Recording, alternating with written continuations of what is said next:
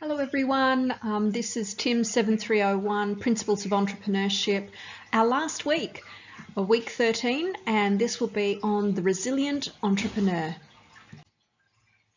So resilience is a very important characteristic to have as an entrepreneur, and today I'm going to talk to you a little bit about how and why you need to develop your resilience. Out of all of the different professions that you can be, being an entrepreneur does mean you need to have a fairly good self-awareness and really understand your own psychology. You need to be thinking about what it means to have a good life. And do you have the resilience for this journey? Do you know whether you are a positive or a negative person? Are you a glass half empty or a glass half full sort of person? And are you someone who worries about things? If this is something that is part of what your character is, don't fear. There are ways to change that, to modify that kind of behaviour so that you can actually have a happier life. One of the things to also consider is also about how you respond to crisis, because crisis will be part of managing as an entrepreneur. So thinking about your own psychology and what you think of as a good and fulfilling life is something I guess we've been trained to think about in terms of what is the psychological way of thinking about life. And traditionally psychology developed out of a disease of model human behaviour type of way of thinking, so classifying and diagnosing what's wrong with people. And this is a one-sided and somewhat negative model leading to where we had to go over the years in psychology to a positive psychology model. Well-being is defined here as people's positive evaluations of their lives and includes things like positive moods, emotions, pleasures, and that true pleasure is actually disciplined and restrained, that there is control around it. Engagement in doing something where you lose a sense of time that utilises your unique strengths, believe it's worth spending your time in doing and fulfilling your life. These things lead to meaning, which gives you a sense of a good life, of our own evaluation of what we believe is a good and fulfilling life. However, many people think of well-being or a good life or a fulfilling life as actually relating very much to success, economic success. And the reasoning behind the dominance of things like economic indicators is related to things like the standard assumption that other things being equal, more choices mean that you have a higher quality of life because people with choices can select courses of actions that maximise their well-being. And income correlates with those number of choices. Therefore, greater income is equivalent to higher well-being. And therefore, measures of income are often seen as sufficient indicators or indices to capture well-being. But we have to ask ourselves about how happy people are today. Were people actually happier in the past? How satisfied with their lives are people in different societies? And how do our living conditions affect all of these things? These are difficult questions to answer, but they are questions that undoubtedly matter for each of us personally. Indeed, today, life satisfaction and happiness are central in the social sciences, including in mainstream things such as economics. Social scientists often recommend that measures of subjective well-being should augment the usual measures of economic prosperity, such as GDP per capita. But how can happiness itself be measured? Are there reliable comparisons of happiness across time and space that can give us clues regarding what makes people declare themselves as being happy? And the answer is a definite yes, there are. The underlying source of the happiness scores in the World Happiness Report is the Gallup World Poll, a set of nationally representative surveys that are undertaken in more than 160 countries in over 140 languages. The main life evaluation question asked in this poll is, please imagine a ladder with steps numbered from 0 at the bottom to 10 at the top. The top of the ladder represents the best possible life for you, and the bottom of the ladder represents the worst possible life for you. On which step of the ladder would you say you personally feel you stand at this time? This is also known as the Cantrell ladder. The map here on the screen shows a plot of the average answer that survey respondents provided to this question in different countries. As with the steps of the ladder, the values on the map range from 0 to 10. And there are large differences across countries. According to the most recent figures, European countries top the ranking. So Finland, Denmark, Iceland, Switzerland and the Netherlands have the highest scores, all with averages above 7. In the same year, the lowest national scores correspond to Afghanistan, Lebanon, Zimbabwe, Rwanda and Botswana, all with average scores below 3.5. You can see here Australia is one of the highest, with a score of over 7 out of 10. We tend to underestimate the average happiness of people around us. The visualisation here on the screen shows this for countries around the world using data from the Ipsos Perils of Perception, a cross-country survey, asking people to guess what others in their country have answered to the happiness question in the World Value Survey. The horizontal axis in this chart shows the actual share of people who said that they are very happy or rather happy in the World Value Survey. The vertical axis shows the average guess of the same number. That is, the average guess that respondents made of the share of people reporting to be very happy or rather happy in their country. If respondents would have guessed the correct share, all of the observations would fall on the red 45-degree angled line. But as you can see, all the countries are far below the 45-degree line. In other words, people in every country underestimated the self-reported happiness of others. The most extreme deviations are in Asia. South Koreans think that 24% of people report being happy, when in reality, it's actually 90% do. The highest guesses in this sample, which were Canada and Norway, are at around 60%. This is lower than the lowest actual value of self-reported happiness in any country in the sample, which was actually corresponding to Hungary at 69%. Why do people get their guesses so wrong? It's not as simple as brushing aside these numbers by saying they reflect differences in actual versus reported happiness. One possible explanation is that people tend to misreport their own happiness. Therefore, the average guesses might be a correct indicator of true life satisfaction.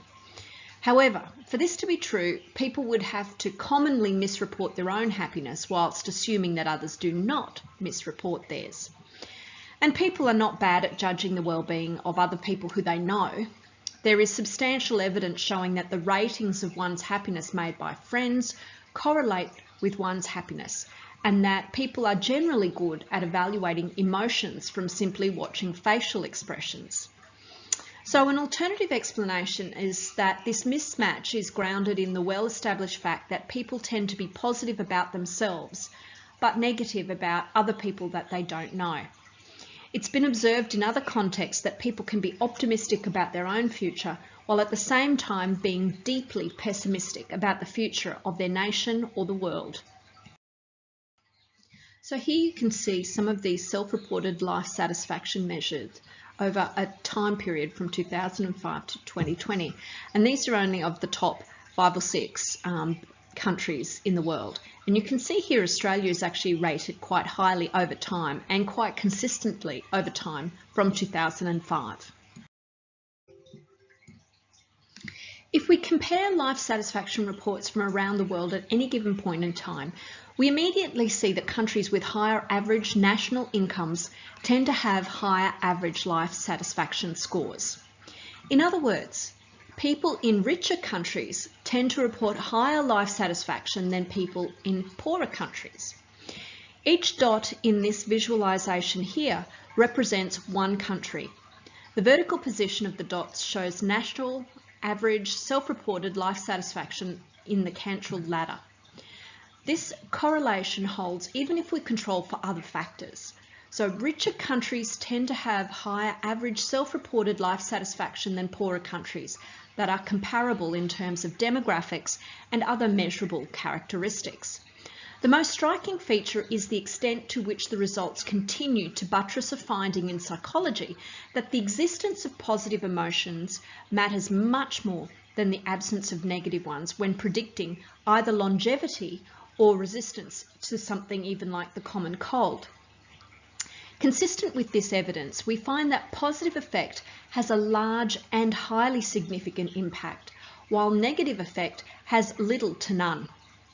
So positive emotions play a strong role in the support of life evaluations.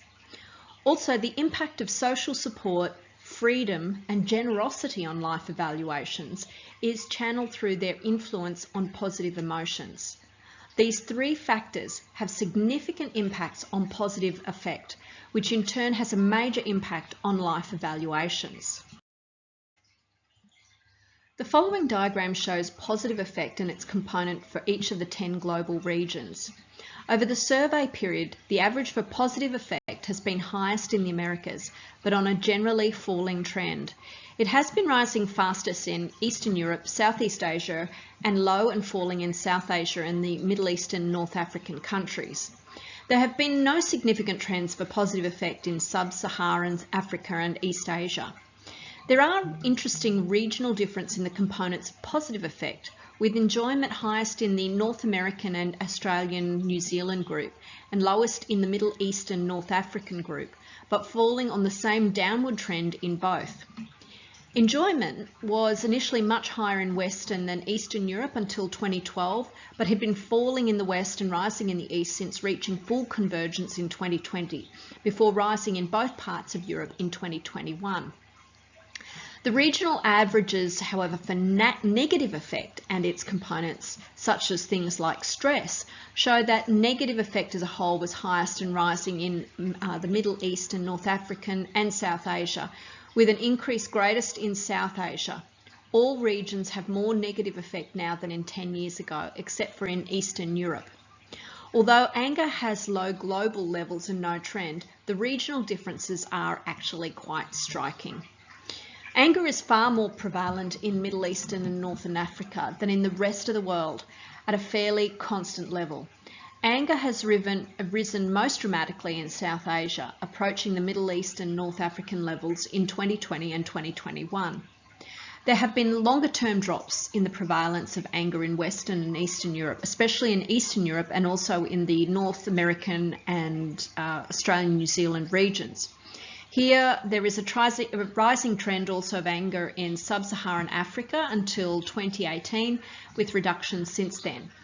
Anger in Southeast Asia is fairly stable, currently just below the middle of the large gap between the high level in South Asia and the low level in East Asia.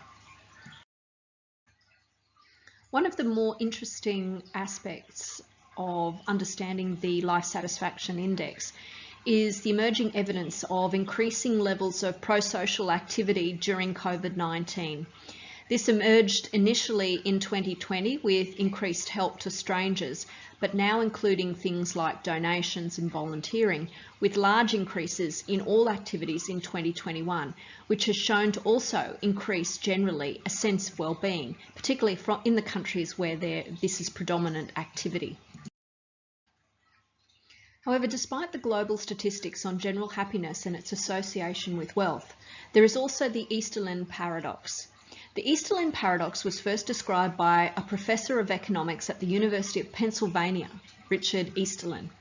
In the 1970s, Easterlin found that despite the American economy experiencing growth over the previous decade, the average level of happiness seen in American citizens remained the same. He called this the Easterlin paradox, where income and happiness correlate with each other until a certain point is reached after about a 10-year period. There are several reasons for this peculiar outcome. So first of all, individuals compare themselves to others and that they are happier when they are higher on a social or income ladder. That is, their relative status remains unchanged. Another reason could be the gains have not been evenly shared. That is, the rich just getting richer. There's also other societal factors, so insecurity, loss of social trust, a declining confidence in government. These have all counteracted any benefits felt from the higher incomes. Also, individuals may experience an initial jump in happiness when income rises, but then at least partly return to the earlier levels as they adapt to their new higher income. So what's important here is that well-being involves several components over which money has limited influence. Many of the things in life cannot be captured by GDP, especially at an individual level. And your career choice plays an important role in your future well-being. So let's talk about career choices as an entrepreneur. Mentioned in one of the earlier classes, entrepreneurial career paths may take many forms over time. You may try a startup venture initially, then move into management in an enterprise, and then eventually become an angel investor. An entrepreneurial future is not linear. There are many opportunities for you to try. Of all students who study entrepreneurship, some percentage will not pursue an entrepreneurial path.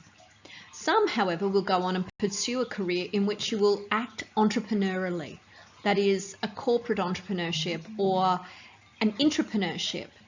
So not actually as an entrepreneur, but within an organisation. There will be some percentage who will become for-profit startup entrepreneurs, and some percentage will become not-for-profit or social entrepreneurs. They might start a new business with a goal for financially sustainable social change. The important question to ask is, can you link entrepreneurship to your plan for well-being? So research indicates that well-being includes doing work that is consistent with your values, your strengths and passions. By following these things, you will receive more autonomy, independence and meaning, engagement, pleasure, and fulfillment in your life. Being an entrepreneur can make you very happy if you can align these things. However, as an entrepreneur, you must learn resilience. All businesses go through the 4 seasons. It's not always fine and 29 degrees. So you've got to be prepared for thunderstorms and long winters and rain. As we discussed earlier in the semester, many ventures will fail. It is also a natural part of a capitalist system, so you must develop resilience. If you fail to develop emotional resilience, then you will be ill-prepared for the inevitable painful setbacks that occur as a startup.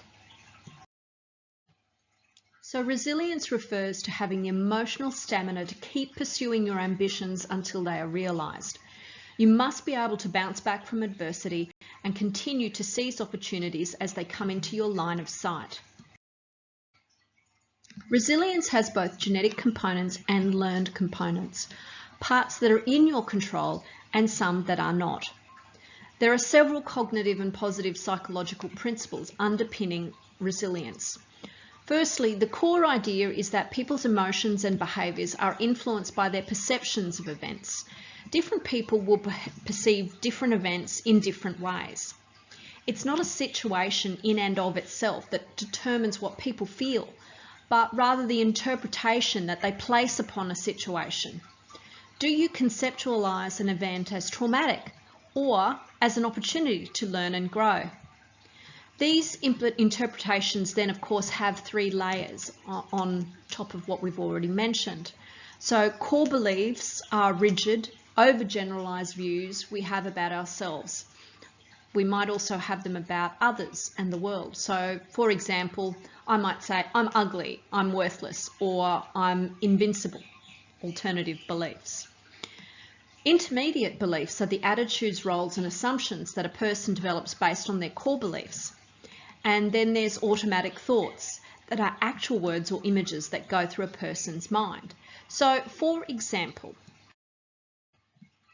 note that someone here may have missed out on a job. So this is a job scenario. And that someone else may have missed out on the same job, yet draw totally different conclusions about why they didn't get that job. They have different core beliefs or a core belief structure through which they'll interpret the world. This thinking structure governs both our current or our present well-being as well as the paths that we choose to take in life. In other words, this thinking structure affects our emotions, our moods, our behaviours. Psychologists try to dismantle this structure when helping people overcome issues. The aim is to move them towards a more realistic, flexible and relaxed thinking model towards themselves, towards others and the world. Now let's see how it might play out for the entrepreneur. So an entrepreneur who is a negative thinker and is in a negative cycle may have core beliefs that are in a negative frame. A bad experience is then focused primarily on them, producing further negative self-beliefs. Their behaviour will then continue to reinforce these beliefs. However, an entrepreneur in a more positive framing cycle will see a failure in a different light. They will learn from this experience and evaluate the situation with greater objectivity. They will focus on the lessons and focus on challenging the energy in a positive way. This will help build resilience and more likely lead to a more fulfilled life. There are 3 simple thinking approaches that you can use to help with becoming a more positively focused entrepreneur and therefore build your resilience. So the first one is taking a view from internal to an external view. So as an example, bad events aren't my fault. Be careful though, a word of caution, don't shift the blame completely. Accept blame for things that you can improve on, that you have control over. The next one is moving from a global to a specific view. This is one narrow thing rather than a massive indication that something is wrong with my life. And the last one is from a permanent to an impermanent view.